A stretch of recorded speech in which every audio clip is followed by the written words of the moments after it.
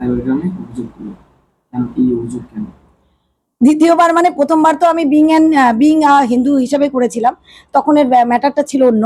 এখন আমি করেছি ভারতীয় ভারতবাসী হিসেবে, অ্যাজ অ্যান ইন্ডিয়ান হিসেবে করেছি। অ্যাকচুয়ালি 2 তারিখে আমি একটা পাবলিক পোর্টাল ওয়াই চ্যানেলে দেখলাম, চিফ মানে ফর্মার চিফ মিনিস্টার মুখ্যমন্ত্রী ছিলেন যিনি, মমতা বন্দ্যোপাধ্যায়, তিনি ওয়াই চ্যানেলে তার বেঞ্জির আক্রমণ করছেন। প্রথমে ভারতের সবচেয়ে ট্রাস্টেড প্রতিষ্ঠান, সেটা হচ্ছে নির্বাচন কমিশন, তারপরে হচ্ছে সবচেয়ে সম্মানজনক প্রতিষ্ঠান, সেটা হচ্ছে কেন্দ্রীয় বাহিনী। তাদেরকে টার্গেট করতে করতে, আক্রমণ করতে করতে ফট করে উনি আরেকটি লাইনে চলে গেলেন, 2 ডিগ্রি উপরে গিয়ে বললেন যে প্রতিবেশী দেশ যেখানে মানে বাংলাদেশ, সেখানে জামাতি, নিষিদ্ধ জামাতি গোষ্ঠীর লিডার ছিল হাদি, যার 12 ডিসেম্বর হত্যাকাণ্ড হয়।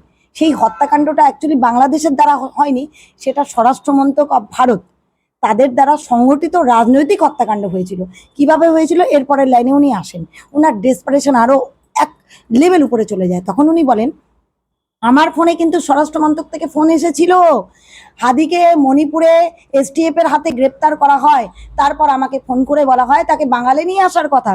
তারপরে স্বরাষ্ট্রমন্ত্রী সেই হত্যাকাণ্ডটা সংগঠিতভাবে করিয়েছিল। তাই আমার মনে, আমার ভেতরে অনেক খবর আছে, আমি অনেক কিছুই জানি। আমার মনটা একটা তথ্য ভাণ্ডার, আমার মনটা একটা জ্ঞানের ভাণ্ডার। আমি দেশকে ভালোবাসি, তাই এখন অনেক কিছুই বলতে চাচ্ছি না বলে উনি অনেক কিছুই বলে দিয়ে উনি কন্ট্রাডিক্টরি মোডে ফিরে গেলেন। এতে উনি রাষ্ট্রের সম্মানকে বিশ্ব দরবারে কলঙ্কিত করলেন। উনি দেশের ইন্টিগ্রিটি, সোভার্জিনিটি, সার্বভৌমত্ব, শান্তি এবং প্রতিবেশী রাষ্ট্রের সাথে বন্ধুত্বপূর্ণ সম্পর্ককে কোশ্চেনের মুখে ফেলে দিলেন। বিশ্বের দরবারে ভারতবর্ষকে উনি মেলাইন করলেন।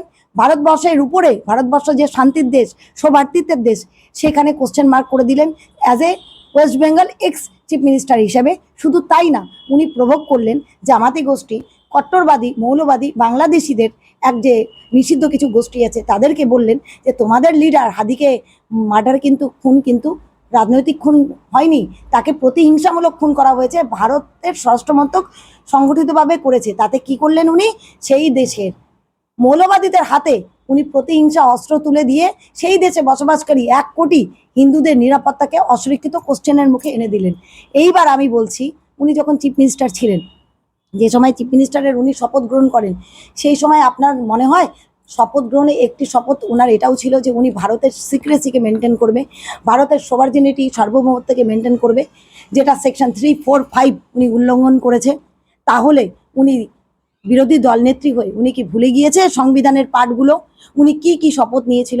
না বাংলাদেশ সরকার ভারতবর্ষকে ব্লেম করেছে হাদির হত্যাকাণ্ডে, না ভারত সরকার এটা অ্যাকসেপ্ট করেছে, আর না হাদির বাবা মা ব্লেম করেছে। তারা বলেছে আমার ছেলের খুন হয়েছে আমাদের গোষ্ঠীদ্বন্দ্বে বা বাংলাদেশের অভ্যন্তরীণ বিষয়ে। তাহলে উনি উপযাজক হিসাবে ভারতবর্ষকে এইভাবে কুলঙ্কিত এইভাবে মানে প্রভোকেশন করে ভারতের মান ইজ্জতকে বিশ্বের দরবারে উনি কি করে ছোট করলেন। পাবলিক ডমিনে দাঁড়িয়ে থেকে উনি অ্যাজ এ চিফ মিনিস্টার, যা ওনার কনফিডেন্সিয়াল ডিসকোর্স হয়েছে উইথ স্বরাষ্ট্র মন্ত্রক as a chief minister, what she was delivering that time as a chief minister, যেই কনফিডেন্সিয়াল ডিসকোর্স হয়েছে, উনি পাবলিক ডমিনে দাঁড়িয়ে কনফিডেন্সিয়াল ওর্থ ব্রিচ ট্রাস্টকে উনি অলঙ্ঘন কি করে করেন, উনি রাষ্ট্রদ্রোহ করেন। উনি ভারতীয় ন্যায় সংহিতা বিএনএস, যেটা 2023-এ এনাক্ট হয়েছে, রাষ্ট্রদ্রোহের সমান অপরাধ করেছে, সেটা 152 বিএনএস।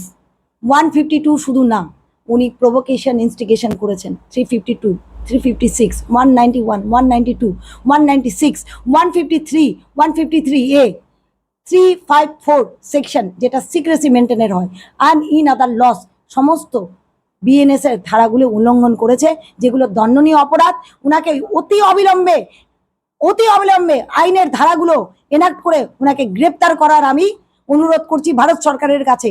কারণ উনি যতদিন বাইরে থাকবে, উনি দেশকে, ধর্মকে, উনি আমাদের ব্যক্তিবিশেষের স্বার্থকে অপমান করবে, আমাদের নিরাপত্তাকে অসুরক্ষিত করবে, প্রতিবেশী রাষ্ট্রের সাথে আমাদের বন্ধুত্বপূর্ণ সম্পর্ককে উনি অশান্ত করবে।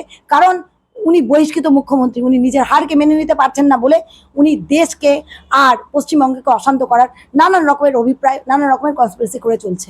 দিদি, এই অভিযোগ জমা দিতে গিয়ে